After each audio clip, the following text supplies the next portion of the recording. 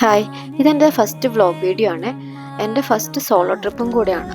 ഇത് മസൈമാരയാണ് ഞാൻ പോയിട്ട് വന്നപ്പോഴാണ് എനിക്ക് മനസ്സിലായ മസൈമാര പലർക്കും അറിയില്ല, കുറേ പേർക്ക് അറിയില്ല.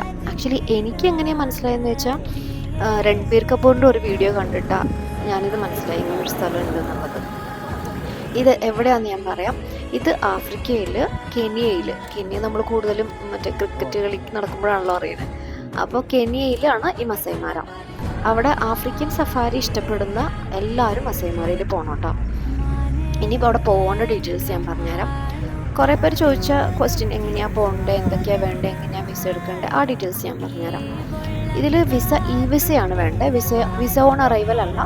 അതിന് വിസ എടുക്കാനായിട്ട് ഒരു മിനിമം 10 days ബിഫോർ നമ്മളൊരു സേഫ്റ്റിക്ക് എടുക്കുന്നതായിരിക്കും നല്ലത്. കാരണം ചിലപ്പോൾ 2-3 days അവർ അപ്രൂവൽ തരാൻ വേണ്ടി എടുക്കും. അപ്പോൾ ഒരു 10 days ബിഫോർ നമ്മളൊരു സേഫ്റ്റിക്ക് എടുത്തോ. 1 month ബാക്കൊക്കെ എടുക്കണം എന്നാണ് അതിൽ എഴുതിയിരിക്കുന്നത്. പക്ഷേ 10 days ബിഫോറാണ് ഞാൻ എടുത്തത്. $32 ആണ് വിസ അപ്ലൈ ചെയ്യാൻ വേണ്ടത്. $32 പ്ലസ് ടാക്സ്. പിന്നെ അത് കൂടാണ്ട് വേണ്ടത് നമുക്ക് യെല്ലോ ഫീവർ വാക്സിൻ എടുക്കണം. അത് മസ്റ്റായിട്ടും 10 days ബിഫോർ നമ്മൾ എടുക്കണം. ഞാൻ പ്രിഫർ ചെയ്യുകയാണെങ്കിൽ നിങ്ങളൊരു 15 days ബിഫോർ തന്നെ എടുത്തോ. കാരണം ഇത് പർട്ടിക്കുലർ ചില സെൻറ്ററിൽ മാത്രമേ ഉള്ളൂ. ഇപ്പോൾ കൊച്ചിയിലാണെങ്കിൽ 2 സെൻറ്ററേ ഉള്ളൂ. ഒന്ന് കൊച്ചിൻ ഇൻ്റർനാഷണൽ എയർപോർട്ടിൽ ഒരു സെൻറ്റർ ഉണ്ട്, പിന്നെ ഒരെണ്ണം തേവരയാണെന്ന് തോന്നുന്നു.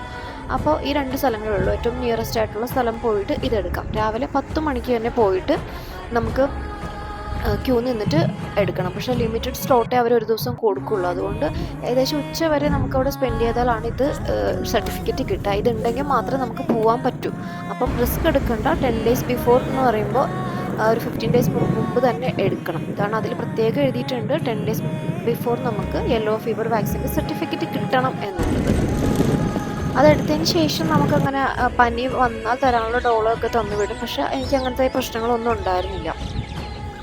പിന്നെ ഫ്ലൈറ്റ് ഞാൻ എടുത്ത് നമുക്ക് കണക്റ്റഡ് ഫ്ലൈറ്റ് മാത്രമേ കിട്ടുള്ളൂ കേട്ടോ. കൊച്ചിയിൽ നിന്ന് ഡയറക്റ്റ് ഇല്ല.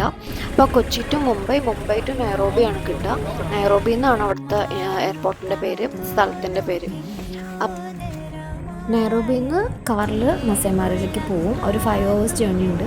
അവിടെ നിന്നാണ് പിന്നെ ജീപ്പ് സഫാരി സ്റ്റാർട്ട് ചെയ്യുന്നത്. സ്റ്റേ ഒക്കെ മസൈമാരയിലായിരുന്നു. 2 days ആണ് മസൈമാരയിൽ. പിന്നെ അത് കഴിഞ്ഞ് 2 days വേറെ സ്ഥലത്തായിരുന്നു. അതിൻ്റെ വീഡിയോ ഞാൻ സെപ്പറേറ്റ് ഇടാം. അപ്പോൾ ഇത്രയാണ്. ബാക്കി ഡീറ്റെയിൽസ് അടുത്ത വീഡിയോയിൽ പറയാം കേട്ടോ.